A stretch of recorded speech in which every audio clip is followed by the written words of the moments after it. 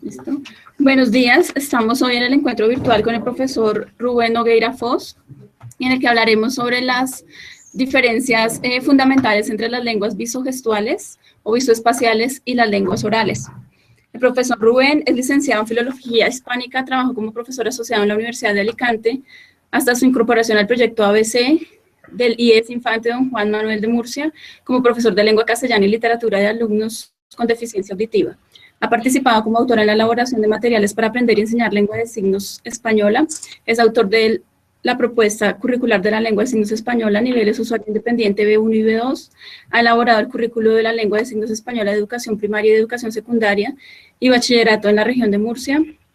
Y es el director académico de la Biblioteca de Signos de la Biblioteca Virtual Miguel de Cervantes, coordinador y además es coordinador del proyecto ABC. Para comenzar, el profesor Rubén nos va a hacer una contextualización sobre el tema y luego le vamos a hacer algunas preguntas. Entonces, profesor Rubén, tiene la palabra. Muy bien, a este encuentro virtual. Muchísimas gracias, muchas gracias por la invitación, especialmente a la profesora Viviana Nieto, coordinadora de este programa L, que con tanto acierto ha incluido la enseñanza del español para alumnos sordos, ya que se trata de habitualmente un enfoque equivocado, menos en este caso, ya que hablamos de una lengua no nativa, como bien titulan en un coloquio próximo a celebrar. Gracias también a la investigadora Luz Dari León y bienvenidos a todos. Quería comentar, me han pedido que hablase en el día de hoy, que realizase una comparación entre las diferencias fundamentales entre una lengua visual y gestual y entre una lengua que utiliza dos canales diferentes, el canal vocal y auditivo. Hablamos de las lenguas de signos y de las lenguas orales. En los 10 últimos años de mi vida académica me he dedicado a la lingüística, concretamente al estudio lingüístico de la lengua de signos española, y más allá de los posibles errores o aciertos en estas investigaciones, estos 10 años para mí han sido muy importantes porque me han estremecido intelectualmente ante esta existencia misma de las lenguas de signos, dejándome la grata sensación de una familiaridad que sentía ante esta lengua de signos. Sabemos que la lengua de signos española, igual que el resto de las lenguas de signos, son lenguas gramaticalmente completas, como cualquier lengua oral.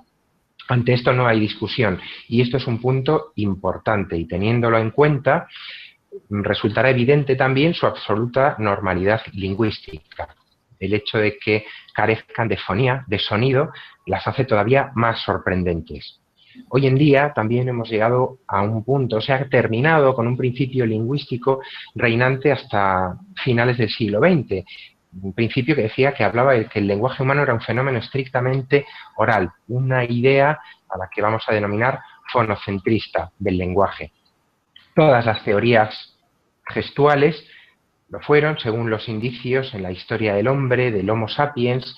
La mayoría de los arqueólogos o paleontólogos o estudiosos del origen y evolución del hombre y del lenguaje están de acuerdo con que hubo una etapa inicial llamada mimética o gestual previa a esa fonía, basada en un lenguaje gestual, en un lenguaje rítmico, una etapa que duraría miles de años. Esta mímesis, que trataba de representar lo ausente, como trata cualquier lengua, debió ser un grandísimo descubrimiento de esta primera humanidad.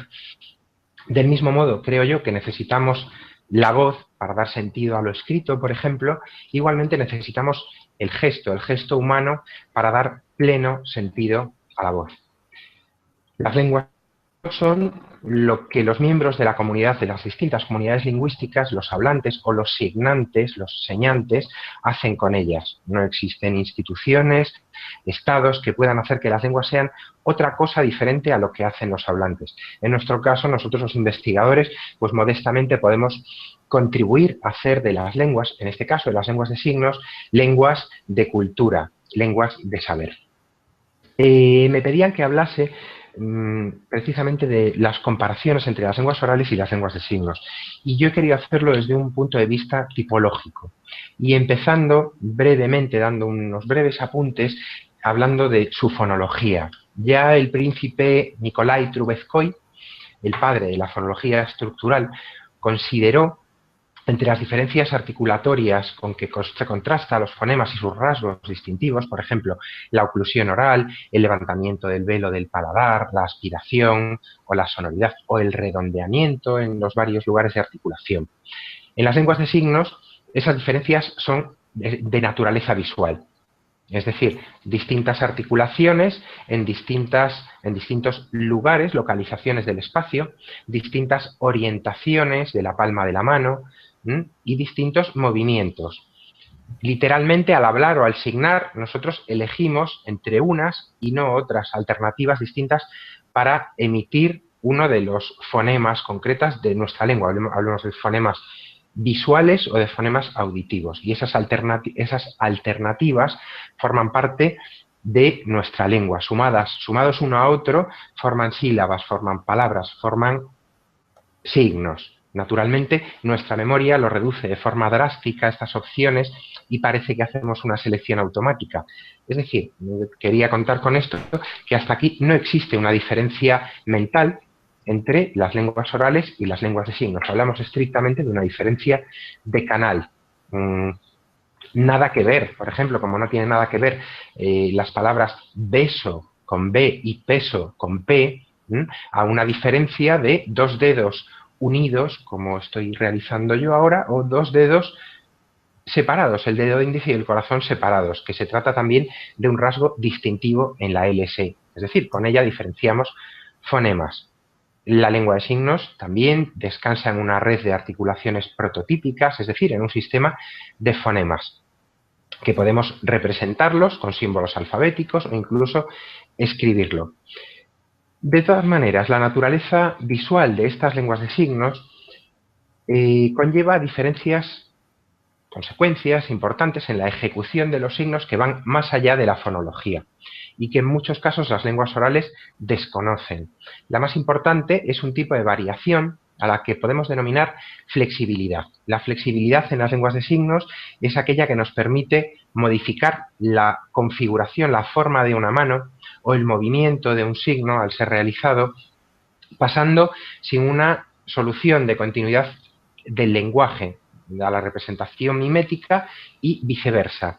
Es decir, nos permite pasar de un plano estrictamente lingüístico a otro cuya línea, cuya barrera es muy tenue en los casos de la lengua de signos y que roza lo no lingüístico, o mejor dicho, que incorpora lo no lingüístico dentro de lo lingüístico. Si señalamos, por ejemplo, que esta mañana encontré una pelota, yo compruebo mis manos abiertas y es decir, como si la pelota estuviese aquí. Si realizo el signo de alguien que se ha lanzado desde un trampolín a una piscina, describo al mismo tiempo, con el dedo índice y el corazón unidos, cómo ha sido el salto, incluso con la lentitud casi de una cámara, ¿no? O la precisión de un experto. Es decir, consigo ponerme en su piel. Es como si las lenguas orales hubiésemos suspendido esa sucesión fonológica de una palabra para entonar con una vocal la música que nos revelaba el objeto. Simplemente no lo hacemos, apenas si imitamos la voz de los que hablamos con las lenguas de signos, sí lo hacemos, como si los objetos o las personas referidas estuviesen aquí, en el espacio mismo de continuación. Signamos con ellas, con su signo, signamos hacia ellas o signamos sobre ellas. Además, está la increíble ventaja de que contamos con dos articuladores manuales, con dos manos. Imaginemos pues, qué ventajoso sería para los oyentes contar con dos bocas trabajando sonidos simultáneamente. Las posibilidades de la mímesis, al emplear las dos manos, pues también se redoblan. Podemos presentar, mediante el uso de clasificadores, a dos niños sentados en una mesa, uno de ellos realizando una acción, poniéndose de pie, arrodillándose, saltando encima de la mesa, es decir, toda suerte de movimientos miméticos, ejecutados, como les decía, con la sutileza de un teatro y exclusivamente con estos dos dedos, con los dedos índice y corazón. Esta flexibilidad de la que les hablo da a la comunicación en lengua de signos una expresividad de la que los oyentes solemos carecer, porque nuestra lengua puede que alguna vez tuviese esa flexibilidad, pero hoy en día carece de ella. Bien, esa capacidad de mímesis lo podemos observar los oyentes cuando aplicamos en forma de gestos diferentes entonaciones gestuales. Imagínense, por ejemplo, a la lengua con la que le hablamos a un bebé, por poner el caso. Sobre todo si el bebé es nuestro y nos desinhibimos, siguiendo, por cierto, unos esquemas que tienen el nombre para la lingüística de maternés y que son unos esquemas universales, bastante primigenios y comunes, por lo visto, en todas las lenguas, cuando nos intentamos comunicar de una forma muy rudimentaria con un bebé, como les decía, sobre todo si tenemos confianza y es nuestro. Llegamos así a lo universalmente accesible de las lenguas de signos, lo cual no quiere decir que las lenguas de signos no sean universales. Como ustedes muy bien saben, lengua y cultura son dos estrechamente, intrínsecamente asociadas. Por lo tanto, cualquier persona signante les dirá que utiliza una lengua de signos. Bien, es verdad que si establecemos una comparación, por ejemplo, si a nosotros nos abandona en medio de un pueblo de China, por poner un caso, no podríamos, incluso tardaríamos aproximadamente más de un año para conseguir comprender, emitir ciertos sonidos de una lengua que nos resulta totalmente ajena. Si este suceso ocurriese entre personas signantes, entre personas sordas signantes, la rápida negociación de significados a las que están tan acostumbrados, pues nos llevaría a ver una comunicación bastante efectiva en cuestión de horas, o bueno, me atrevería a decir que de minutos. Pero insisto en la idea de que no voy porque las lenguas de signos sean universales, sino porque presentan características más próximas al individuo, más primigenias, porque el gesto está en nosotros desde que nacemos, y la oralidad es algo artificialmente, perdón. Quiero decir con esto que las lenguas de signos, como ya dije, presentan todas las características gramaticales de una lengua humana, y que, como otras lenguas orales en la actualidad, pueden ser ejecutadas en registros formales, en una conferencia, por ejemplo, sin realizar mayor uso de la mímesis, y que en todo caso, puestos a comparar, las lenguas manuales tienen posibilidades articulatorias que las orales desconocen, ¿no? Como la simultaneidad de los dos articulados de las manos que mencionaba antes, lo que les otorga sin duda unas posibilidades escénicas y poéticas incluso impresionantes para un oyente. No se traduce el uso de un tipo de reglas, no se traduce, perdón, en el uso de un tipo de reglas gramaticales distintas a las lenguas orales. La gramática de una lengua de signos no se distingue más de una gramática de la lengua oral que las gramáticas de dos lenguas orales diferentes. Nos llama mucho la atención, por ejemplo, las lenguas de signos de un país o de una región no coincidan muchas veces con el tipo gramatical de las lenguas orales respectivas.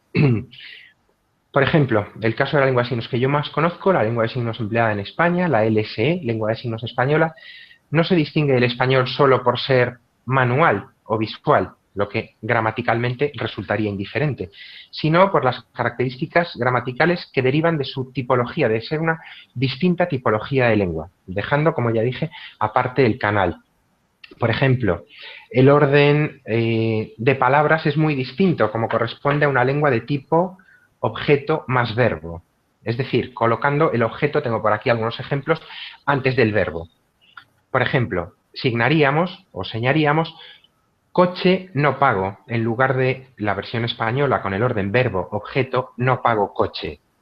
La LSE, por tanto, antepone el objeto directo al verbo.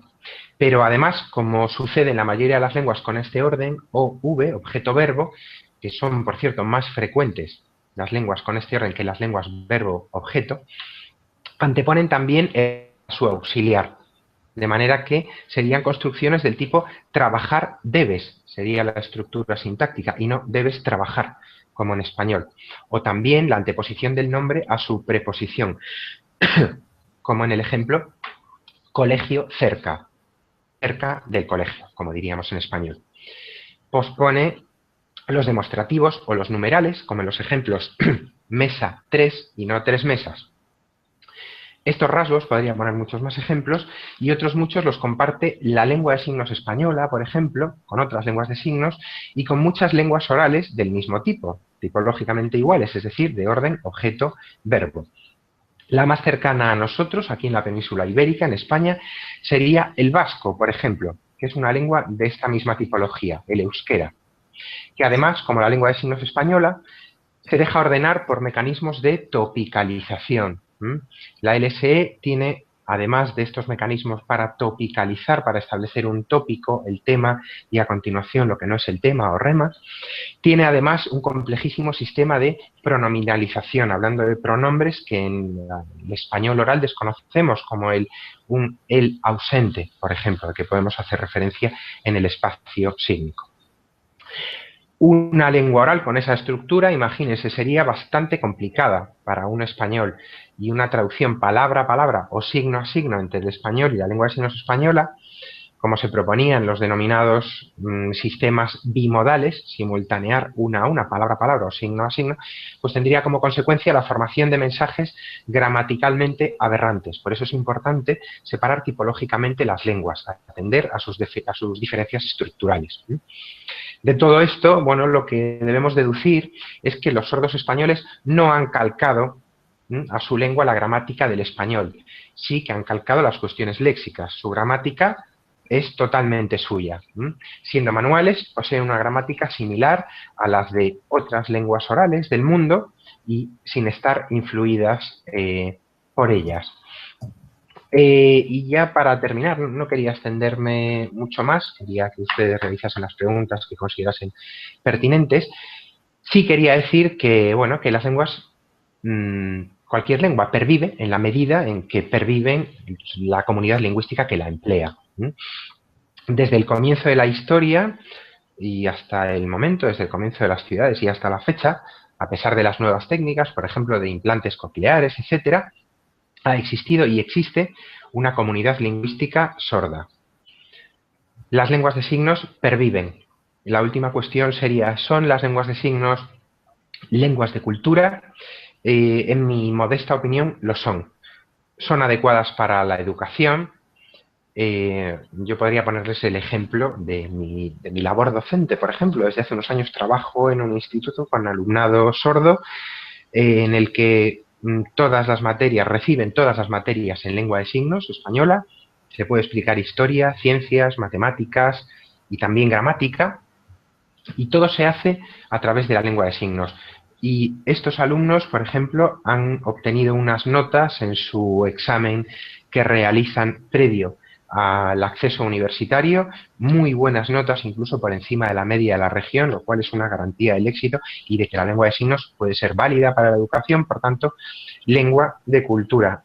Espero que haya quedado más o menos claro que española, cualquier lengua de signos posee una gramática, como espero que hayan entendido también que esta gramática puede servir de referencia para su propio estudio, para el acceso, por supuesto, a gramáticas de otras lenguas, y esto es porque su gramática es tipológicamente, como decía al principio, congruente con las gramáticas de cualquier lengua, con las gramáticas de cualquier lengua oral o cualquier lengua de signos. Esto es un hecho perfectamente demostrado y que yo quisiera que los asistentes a esta charla no olvidaran. Y esto es un poco a grandes rasgos lo que les quería contar acerca de cuestiones, bueno, unas pinceladas tipológicas entre las lenguas de signos y las lenguas orales. Bueno, profesor Rubén, muchas gracias. Después de esta introducción tan clara sobre las diferencias entre las lenguas de signos y las lenguas orales, entonces nos vamos a centrar un poco en la función social del texto escrito para la comunidad sorda, que es el tema de interés para el coloquio y para el que usted vendrá a Colombia. Tenemos, según su experiencia, ¿cuál es la actitud de los sordos hacia la lectoescritura?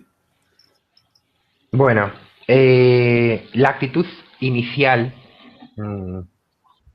de la mayoría, no podemos generalizar, pero bueno, de una mayoría importante del alumnado sordo, no es una buena actitud hacia el texto escrito. En general no lo es hacia la lengua oral. Tenemos que remitirnos a procesos logopédicos muy arduos durante la infancia que en ningún caso quiero que se interprete aquí como que estoy en contra, no, en absoluto. es bueno, los procesos de desmutización, de oralización de alumnos sordos tienen su provecho, sin duda alguna, pero tiene sus consecuencias. También las consecuencias son siempre un trabajo extra, una tarea extra para unos resultados que ellos siempre observan en el aula, en el caso de que estén en un aula ordinaria, con más compañeros oyentes, que es un resultado inferior. Es decir, tanto esfuerzo, lo que les genera en muchos casos es no una animadversión ni un rechazo directo. Yo siempre lo comparo cuando en su día, como adolescente y un poco más tarde, comencé a estudiar inglés. El inglés, para mí, mi primera lengua es el español. El inglés llegaba a mí como segunda o tercera lengua ya. Y el esfuerzo que suponía estar ante un texto escrito, ante un libro, el goce que para mí supone leer una novela, un poema en español, no lo fue durante muchos años en inglés, es decir, porque no era mi primera lengua, porque tenía que estar con un diccionario permanentemente al lado, porque cada oración, cada construcción sintáctica me suponía una duda y no sabía si lo estaba interpretando bien o no, en casos porque el léxico no me alcanzaba. Y esto es un poco el proceso por el que pasan la mayoría de los alumnos sordos. Los alumnos sordos es como un círculo vicioso, un pez, que es un pez que se muerde la cola. No leen porque no lo disfrutan y no disfrutan más porque no leen más. Y esto es un proceso, bueno, que es habitual en el aprendiz de segundas lenguas. Hay etapas en las que, bueno, la lectura no es un proceso placentero porque no lo sientes como tuyo, porque no lo sientes como tu lengua. De todas maneras, una vez bien es verdad que superados eh, superado, principalmente superada esta etapa rebelde de adolescencia y demás, aquellos alumnos sordos que consiguen disfrutar de la lectura o ver en la lectura un mecanismo de aprendizaje sin fin, ya nunca más lo dejan. Pero sí que hay inicialmente, respondiendo a su pregunta, inicialmente existe un rechazo que puede estar motivado precisamente por un sobreexceso de entradas, de input de español, muchas veces enfocado como si tuviera que ser su primera lengua. Yo decía en mi introducción que, bueno, que vivimos en un contexto paralingüística, incluso fonocentrista, donde el sonido es lo primordial, donde lo que prima es el sonido. Es muy difícil en un contexto educativo, en un contexto gubernamental, que se acepte sin más el cambio de la lengua de dominación, de la lengua que vale. En muchos casos esa es la idea equivocada que tienen los alumnos, incluso los adultos sordos, como ocurre con muchas otras minorías lingüísticas. Tienen una propiocepción sobre el código que utilizan sobre su propia lengua menos valorada. Es decir, lo que vale, el estatus, sin lugar a dudas, el estatus social del que goza la lengua oral, el español oral, está muy distante del estatus social del cual goza una lengua de signos. Entonces, todo esto influye a que, como punto de partida, no exista una buena predisposición, sobre todo por los hechos. Es decir, si no leo bien, pues obviamente no tengo una buena predisposición a seguir aprendiendo a leer o a seguir trabajando con textos escritos. Uh-huh. Usted nos comentaba que la lengua de señas española está alejada Sí, de la estructura gramatical del español, ¿no? sí, correcto. Y que no es una lengua que haya sido calcada de la lengua oral en España. Sí. ¿Usted considera que ese hecho hace que haya mayor predisposición de los sordos para aprender español? Es decir, que entre más parecidas sean las estructuras, podría haber mayor actitud positiva. Podría ser así, pero, por ejemplo, mencionaba en la introducción que durante una época, durante la década de los 80, tuvo su origen en Estados Unidos, lo que ellos llamaron el inglés signado, Signed English. Aquí llegó con distintos métodos que intentaban asociar palabra, signo simultáneamente, porque se creía, bueno, la educación de los sordos ha deambulado, ha hecho movimientos pendulares, perdón, a lo largo de la historia, de un extremo siempre, pues ahora vamos a intentarlo a través de los gestos, no sirve. Ahora vamos a tratarlo, a intentarlo a través estrictamente de la oralidad, tampoco sirve, llegando a la parte actual, un poco donde se han encontrado esas dos posturas, ¿no? Con las posturas bilingües. Ese bilingüismo, una de las primeras acciones que hizo fue intentar simultanear precisamente las lenguas orales con las lenguas de signos. Pero los resultados, como yo les decía, no fueron tampoco buenos. Tampoco sirvió para una mejora, de hecho, en la lectura y en la escritura de los alumnos sordos. En la experiencia particular que tengo con alumnos sordos durante ya más de 6 años ahora, con ellos en el aula, yo creo que la carencia principal es la carencia de un lenguaje sólido. Es decir, si un alumno llega a las aulas ya de la educación secundaria, en nuestro caso con 12 años, con un lenguaje configurado, sea un lenguaje oral o escrito, en su modalidad escrita, o signado, es un alumno con capacidad de abstracción para explicarle cómo funciona cualquier lengua, sea el español, sea el inglés. Ocurre que, tristemente, la mayor parte de estos alumnos, y esto sucede no solo en España, me consta, lo que ocurre es que no han llegado a desarrollar un lenguaje funcional del todo. Y entonces resulta todavía más complejo la explicación funcional de una lengua. Yo particularmente me he visto en muy pocos casos explicando el porqué concreto de un tiempo verbal determinado, del fin de una acción, de una que se interrumpe, de otra que algo que a los aprendices de español como lengua extranjera es fácil planteárselo porque esa abstracción la pueden reducir en lengua y luego aplicarla a una nueva. En el caso de los alumnos sordos, a muy pocos, porque muy pocos con esa edad tienen un lenguaje bien estructurado en su cerebro, es decir, tienen, bueno, matices y son capaces, efectivamente, de realizar enunciados simples y demás, pero cuando nos pasamos a tiempos más complejos, al uso del subjuntivo, a la ordenación textual, a la coherencia y a la cohesión textual, son errores, bueno, bastante comunes en textos escritos por la mayoría de sordos. Me atrevería a decir que no solo en el caso del español, sino de otras lenguas también. Porque le decía que tipológicamente la lengua de signos es más parecida al euskera y tampoco los sordos españoles que viven en el País Vasco tampoco es que sean muy buenos escritores de euskera como primera o como segunda lengua. Es una tarea difícil porque tampoco existe un método mágico de enseñanza. Ya me gustaría a mí, que soy responsable de enseñar lengua española y literatura española a los alumnos sordos, que existiese un método infalible. No lo existe en gran medida porque la mayor parte, cada alumno tiene un origen muy diferente. Entonces, un único método no es aplicable. Hay alumnos que oyen más y por tanto pueden aprovechar más sus restos auditivos y los aprovechan y hablan mejor, lo cual no quiere decir siempre que entiende más de una persona que no oye, es la recepción de la información, siempre lo será.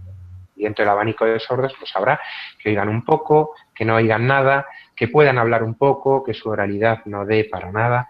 Entonces, siento no poder ser más concluyente en esta respuesta, pero sí nos enfrentamos a algo que es muy común, que ocurre en la práctica totalidad de comunidades de sordos, que ha mejorado con el tiempo, sin duda, porque hablamos de comunidades que ahora tienen acceso a otro tipo de plataformas formativas, las propias residen en Internet, pero bueno, sigue siendo un talón de Aquiles de los alumnos sordos. Bueno, tenemos 2 preguntas en el chat. Sí. Vamos a formular. La primera dice, ¿cómo proyectar los encuentros de cultura para que poco a poco los sordos puedan acercarse de lectura? De nuevo, sí. ¿Cómo proyectar los encuentros de lectura para que poco a poco los sordos puedan acercarse a la lectura de forma autónoma? Bueno, claro. Acá hay varias preguntas. ¿Cómo las bibliotecas podemos contribuir a los procesos de lectura en español para sordos? Y la misión es motivarlos y contarles lo que dice la obra. Correcto, correcto. siempre ha de haber, sin duda, una tarea previa de motivación hacia la lectura. Eso lo sabe cualquier enseñante de una primera o una segunda lengua. Ante una tarea es muy importante la cuestión de la motivación. No solo en el centro educativo, que eso se trabaja, como decían por ahí en el chat, pues contando, existen iniciativas, la página web que yo coordino, la Biblioteca de Signos, que es una biblioteca virtual para sordos, pues contiene resúmenes de obras, por ejemplo, en castellano clásico, del Quijote, del Lazarillo de Tormes, etcétera, para iniciarlos en esas lecturas con vocabulario para aquellas palabras que no puedan entender y demás, y para que ellos puedan continuarlas de manera autónoma. En las bibliotecas existen en España pocos, pero existen, que yo conozca, un par de programas de animación a la lectura. A través, siempre se trata de hacer las lecturas accesibles, mediante resúmenes en lengua de signos, mediante adaptaciones. Tenemos que asumir que si inicialmente un texto es difícil, de alguna manera habrá que dar acceso, eso es lo más importante, a ese texto para deshacer poco a poco, para mitigar esas dificultades. Y gracias a eso se podrían hacer encuentros de lectura. Es muy triste que a todos los que oímos, a la mayoría, con suerte, nuestros padres probablemente nos hayan leído muchas veces el cuento por excelencia que más nos gustaba, hasta saberlo de memoria una y mil veces. A mí me entristece muchísimo ver cómo a la mayoría de mis alumnos sordos no le han leído cuentos de pequeños. Entonces sí que existe algún proyecto de las bibliotecas de cuentacuentos accesibles, mediante un intérprete de lengua de signos, mediante fotografías, textos fáciles, etcétera, etcétera.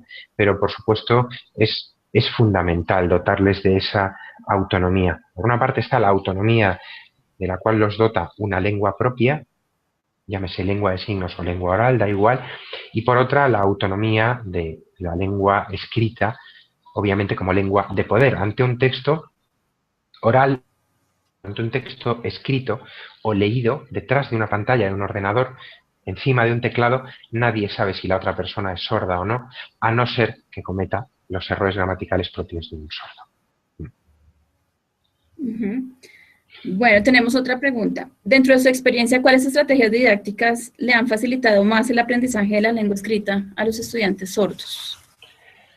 Bueno, yo podría resumirlo, como le he dicho, no hay una técnica específica, pero a fin de cuentas, para mí, el éxito reside en convencerlos para que, aunque sea poco, cada vez lean un poquito más y mejor.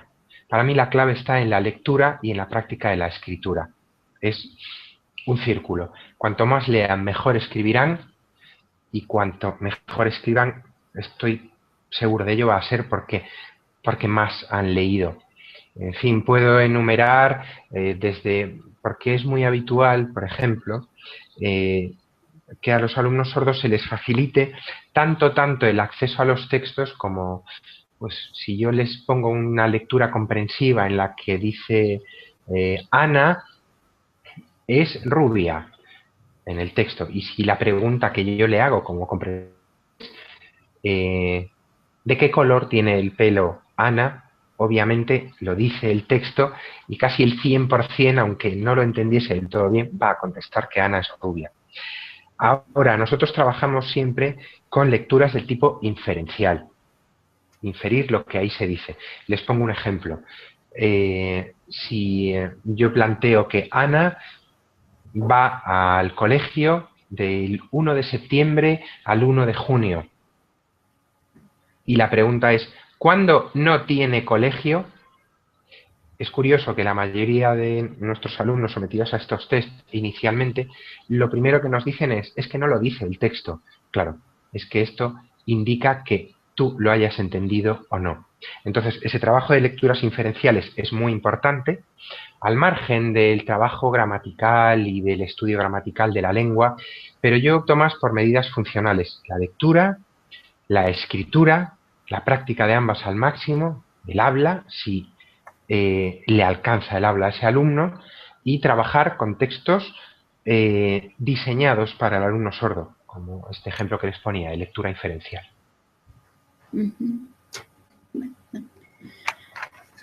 Bueno, otra pregunta que tenemos en el chat es ¿cómo ha sido el proceso en España? ¿Qué rol han cumplido las instituciones para la evolución de la apropiación de otras lenguas por parte de los sordos? Bien, en España ha habido un punto de inflexión en lo que respecta a la visión de las personas sordas y de su propia lengua. Ha sido en el año 2007. El gobierno publica en ese año la ley 27/2007, de 23 de octubre, por la que se reconoce la lengua de signos española como medio de comunicación de las personas sordas, es decir, les otorga el derecho a una persona sorda a elegir la lengua en la que quiere ser educado. Esto es un paso muy importante porque, sin duda, aunque me repita un poco, como les decía antes, lo que se ha conseguido mediante esta ley, no muy deprisa, porque esto era en 2007 y estamos a 2015, y nuestro centro escolar es el único que ha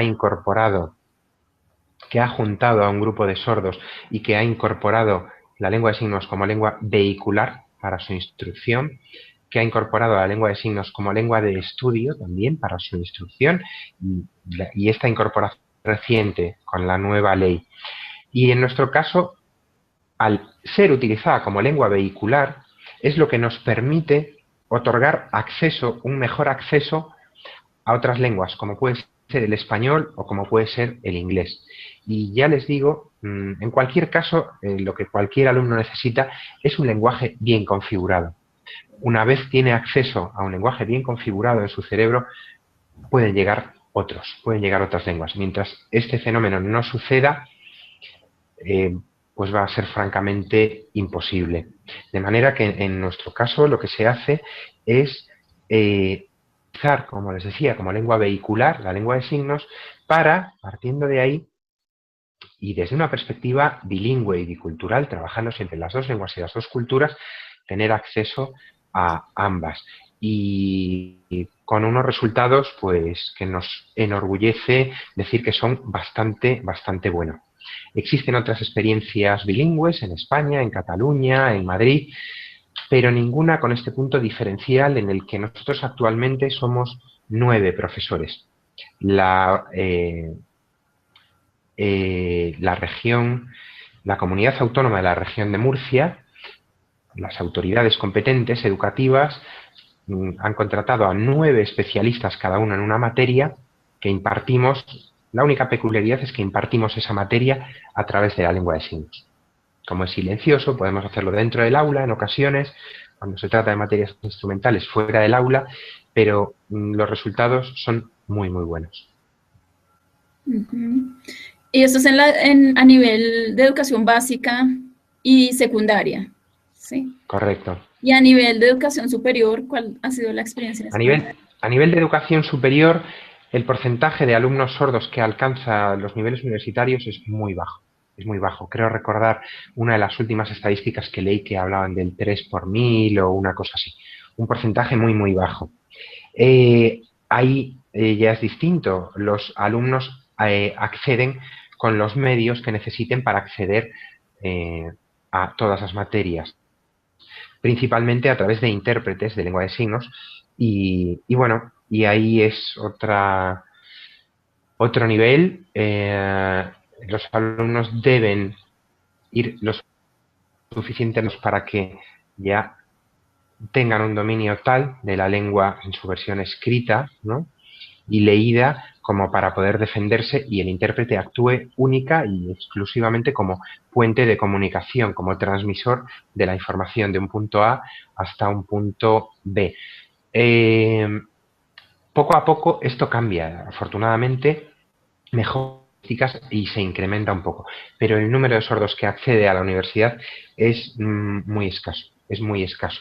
En España todavía no contamos tampoco con una titulación, con una maestría que haya sido diseñada para ellos, por ejemplo, como me consta que sí ocurre en Brasil, como el modelo planteado en la Universidad de Santa Catarina, y eso sería también lo deseable, dar una salida en la que también el alumno sordo no esté por estar, sino pensando en que en un futuro va a poder ejercer una profesión con los medios adecuados, porque de nada vale formar a un profesor sordo si luego la administración no le va a dar cabida a ese profesor.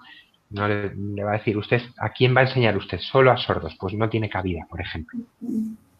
Entonces eso sería también interesante contemplarlo. Y en cuanto a la ocupación laboral de los sordos. Pues como se puede imaginar, dado que el nivel de cualificación está bastante por debajo que el de los oyentes, no sabría hablarle de porcentaje, pero la ocupación son en gran parte tareas manuales, tareas que no necesiten, fíjese qué curioso, de la lengua. Tareas que no necesiten, bueno, en primer lugar, una comunicación auditiva, porque iba a ser difícil, pero también otras tareas que no requieran de un conocimiento exhaustivo de la versión oral o escrita. Y entonces tenemos a sordos que trabajan con las manos como carpinteros, en servicios de limpieza, etcétera. Y yo creo que esta serie de trabajos menos cualificados son los que más abundan. Por supuesto, hay excepciones, y hay sordos titulados superiores y hay sordos, no muchos, no muchos. Yo conozco escasamente a 2 o 3 que están ahora mismo desarrollando tesis doctorales, pero bueno, que también es muy importante que estén ahí porque necesitamos su perspectiva, su punto de vista. Esta es otra pregunta del chat. Dice, ¿existen propuestas de formación profesional para intérpretes de lengua de señas en España? Existe ahora mismo la situación. En 1998 comenzó oficialmente una propuesta de formación profesional en grado superior, esto es el grado inmediatamente anterior al universitario, para formar a intérpretes de lengua de signos y guías intérpretes de personas con sordoceguera. Recientemente esta titulación tiende a desaparecer porque se creyó oportuno que subiese de nivel. Existe un sistema de cualificación profesional llamado INQUAL a nivel europeo que situaba esta formación en un nivel 3. El nivel 4 es el nivel universitario y entonces la pretensión es elevarlo a nivel universitario. Es decir, igual que alguien puede estudiar traducción e interpretación a distintas lenguas, al alemán, al español, o al inglés o al francés o al chino, pues que pueda elegir un itinerario, una rama en una lengua de signos, por ejemplo. Esto se está llevando a cabo en una universidad española ya, en la Universidad Pompeu Fabra. Se está desarrollando allí desde hace 2 o 3 años y han salido los primeros titulados intérpretes. Y ahora bien es verdad que la situación este ciclo formativo está a punto de desaparecer. De hecho, algunas comunidades autónomas, en algunas ya ha desaparecido, y proponen uno nuevo, pero que no es específicamente una formación como intérprete, sino como mediador en la comunicación, que no es exactamente lo mismo. Bueno, tenemos otra pregunta que dice, ¿considera que el acceso a las redes sociales es una motivación para que los jóvenes sordos se interesen en la lectoescritura? Sin duda alguna. Imagínese usted cuando yo empecé a trabajar con personas sordas hace más de 20 años, todavía no existían, o justo en ese momento llegaron los primeros teléfonos desde donde se podía enviar datos, es decir, mensajes de texto. Hasta ese momento las personas sordas dependían de un fax, porque tampoco la conexión a internet no aparecía por ninguna parte por aquel entonces dependían de un fax conectado a la línea de teléfono, de un teléfono de texto conocido como DTS, que ya es una máquina obsoleta, donde se colgaba el auricular encima de un teclado y traducía los sonidos de las teclas en formato de texto, pero se necesitaba que el otro terminal también tuviese ese mismo aparato. Pues la llegada de la primera transmisión de datos, es decir, de mensajes de texto, simplemente ya supuso una auténtica revolución. Una auténtica revolución en la independencia para los propios sordos, para poder comunicarse entre sí o con otras personas sordas. leí por ahí hace ya mucho tiempo una frase que decía que en Internet todo el mundo escucha con los ojos y habla con sus manos, haciendo referencia a los ojos y a los dedos. Y esto, por supuesto, es una eliminación total de las barreras de comunicación para los usuarios sordos. Me consta que se han ido enganchando a todas las redes sociales. Me consta también que han optado más actualmente. Hace poco alguien curioso de ese tema me decía que no, que ya, por ejemplo, herramientas como el Facebook lo utilizan mucho menos. E incluso el Twitter también, que ahora se han pasado a Instagram. Es de entender porque Instagram es fotografía, es imagen, etcétera. Pero sí que es muy bueno el saber que entre ellos y demás se comunican, por ejemplo, a través de WhatsApp y lo hacen como la transmisión de vídeo es mucho más caro que los datos del texto escrito y eso siempre sirve. Todo vale, es decir, todo vale. Yo muchas de las actividades que planteo en el aula para el fomento de la lectura y de la escritura son, pues ahora escríbeme un correo electrónico con estas características, envíame un chat con estas otras, porque sé que también es una fuente de motivación y porque sé que determinadas estructuras pues les van a valer, a servir como modelo, ¿verdad? Y para otras comunicaciones. Bueno, pues muchas gracias, profesor Rubén. Vamos a cerrar el encuentro virtual. Muchas gracias a ustedes y a todos los presentes en el chat. Bueno, y nos veremos, lo tendremos acá de manera presencial en noviembre durante la realización del segundo coloquio internacional de español como lengua no nativa, en la que nos hablará sobre gramática contrastiva, de lengua de signos y español, y sobre la enseñanza de la literatura a los sordos también. Entonces, muchísimas gracias, profesor Rubén, por su interés, por toda su colaboración, y nos vemos pronto. Gracias a ustedes, gracias. Bueno, hasta luego. Hasta luego.